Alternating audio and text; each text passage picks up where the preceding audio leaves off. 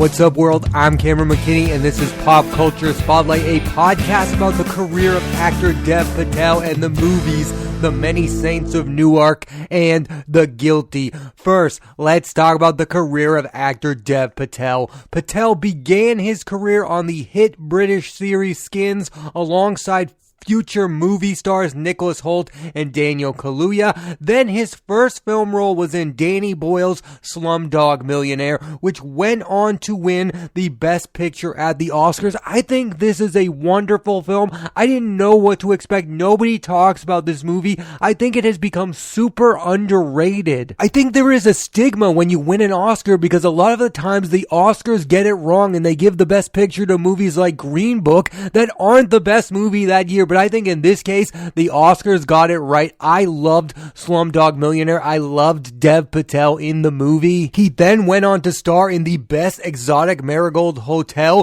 with Judi Dench, Maggie Smith, Bill Nighy, and Tom Wilkinson. All I can say about this movie is it's pure delight. Such a fun movie. He also had a supporting role in Aaron Sorkin's HBO show, The Newsroom, and I thought he had great chemistry with Jeff Daniels, and their scenes together were some of the very best on the show. I get it, when it comes to Aaron Sorkin's projects, The Newsroom is one of the people's least favorites. It's not as beloved as his last show, The West Wing, but I really enjoyed the show, and I think Dev Patel was one of the best things on it. I think you can make an argument that 2016 was the year that Dev Patel became a massive movie star. First, he starred alongside Jeremy Irons in The Man Who Knew Infinity. This is like an underrated independent film. And then in Lion, along with Nicole Kidman and Rooney Mara. Patel was great in the movie and he received his first Oscar nomination. That was the first movie where he gave the best performance in it.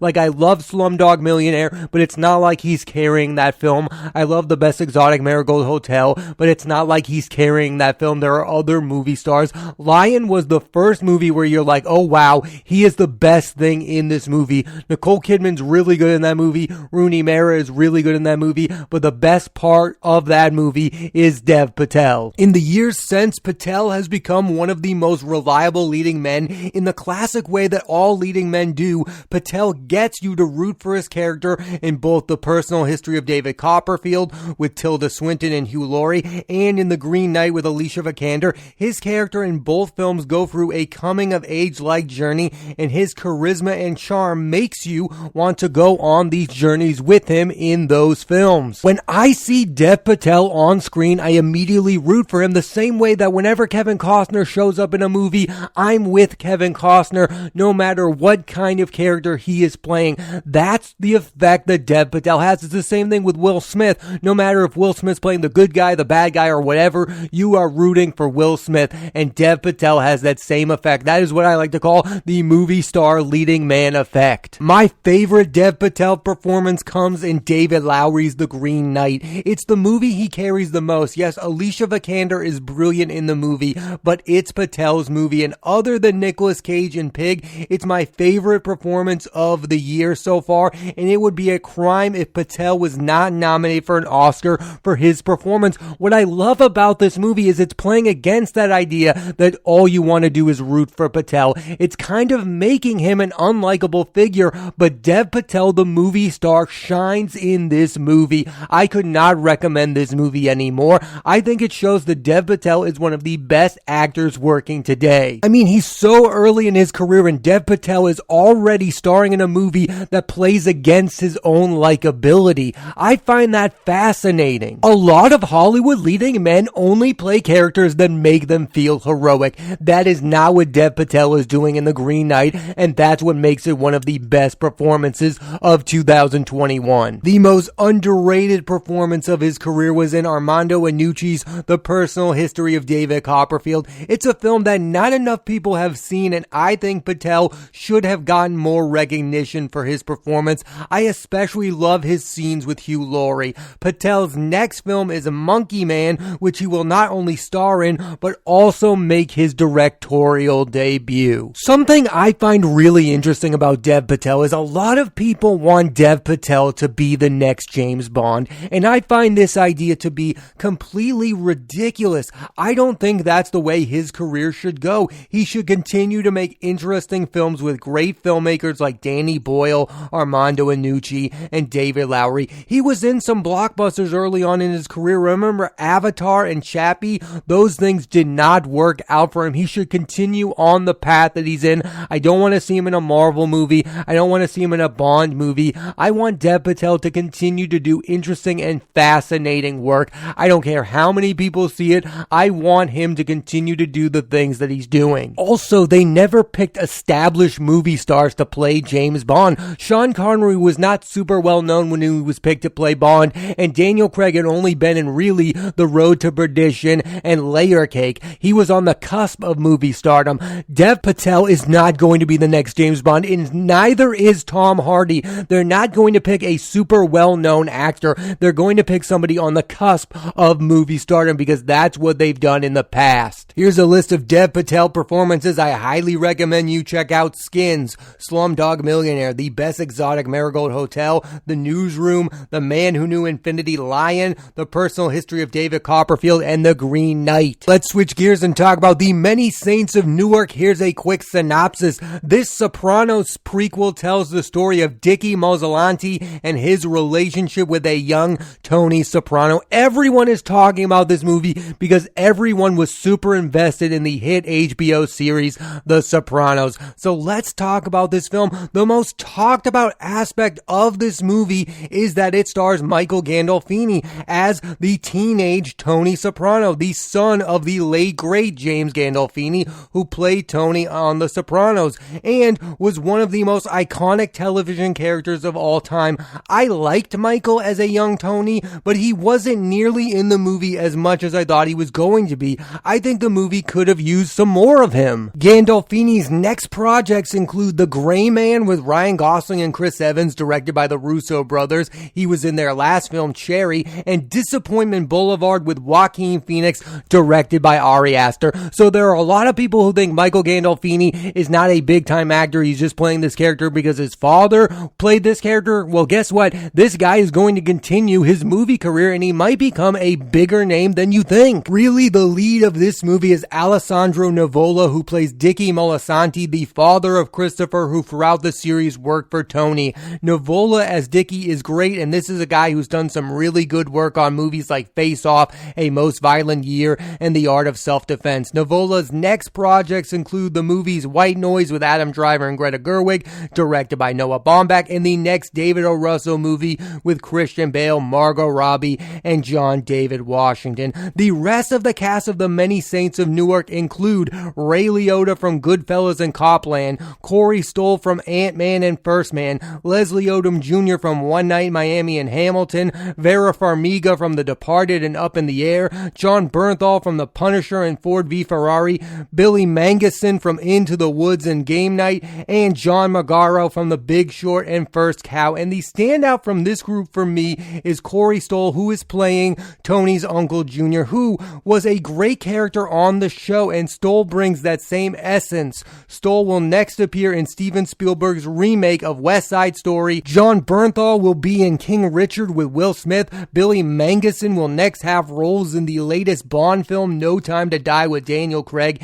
and Rami Malek, and The Survivor with Ben Foster. Leslie Odom Jr. will next star in Knives Out 2 with Daniel Craig, Kate Hudson, Edward Norton, Ethan Hawke, Dave Bautista, and Kathryn Hahn. John Magaro's next movie is Showing Up with Michelle Williams, and Ray Liotta's next project is Cocaine Bear with Kerry Russell, O'Shea Jackson Jr., and Alden Ehrenreich. I like the performances in this movie. It's the plot that I found to be all over the place. I think what makes this good and what made the show The Sopranos great is that they are about gangsters who also want to be decent human beings, and those two things don't mix. Dickie in this and Tony in The Sopranos are conflicted by wanting both of those things. They both want to be feared and loved at the same time, and I think those two things are nearly impossible. And when those two things are conflicting, this movie and the show were at their absolute best. I'm not sure fans of The Sopranos are going to like this movie all that much. It's a nice piece of nostalgia, but other than that, it doesn't offer anything all that exciting exciting.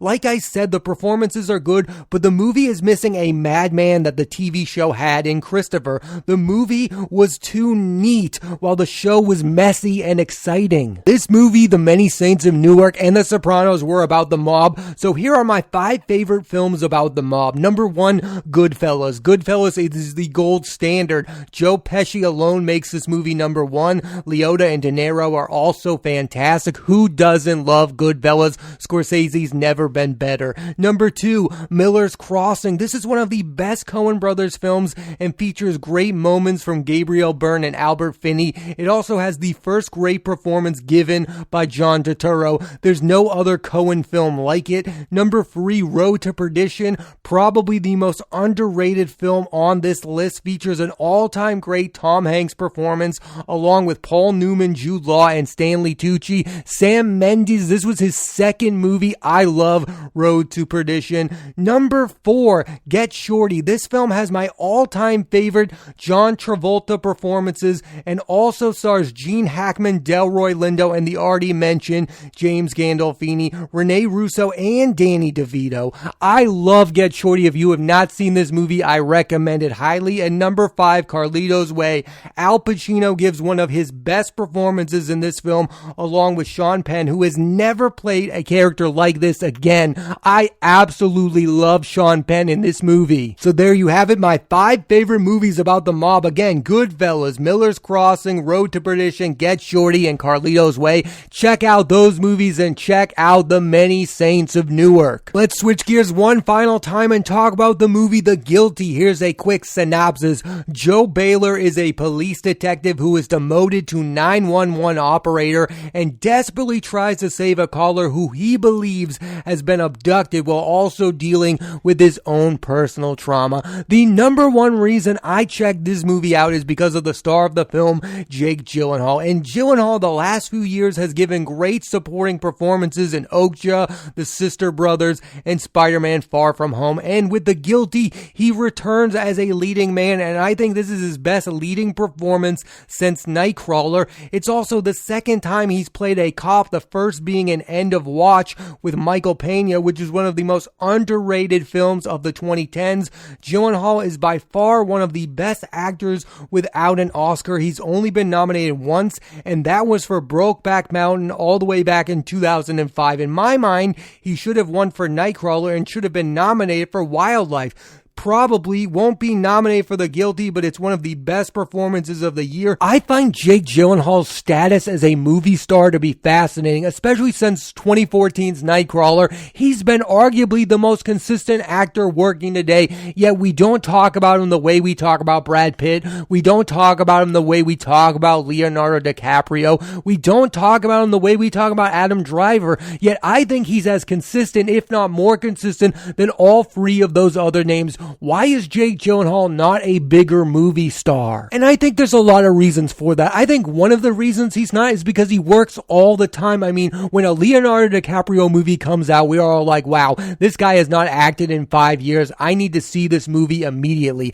That's why we're all anticipating that Adam McKay movie. It's not about that all-star supporting cast. It's about the fact that Leonardo DiCaprio is starring in a movie, and we don't get one of those all the time. We do get movies starring Jake Gyllenhaal all the time, especially nowadays. There's been a lot of Jake Gyllenhaal recently. Again, he showed up in Spider-Man Far From Home. We just saw him in a big blockbuster movie. He's been everywhere recently. But then the counter argument to that is Adam Driver, who is in everything, way more movies than Jake Gyllenhaal, yet we still love Adam Driver and think of him as one of our major movie stars. So I don't get it. I don't get everyone's feelings about Jake Gyllenhaal. My own personal feelings is he's one of the best actors working today, and I hope sometime in the near future he wins an Oscar. Gyllenhaal's next film is Ambulance with Yahya Abdul-Mateen and Isa Gonzalez, directed by Michael Bay. And I think Gyllenhaal is the perfect fit for Michael Bay. He's given big performances in movies like Okja, Nightcrawler, and Velvet Buzzsaw.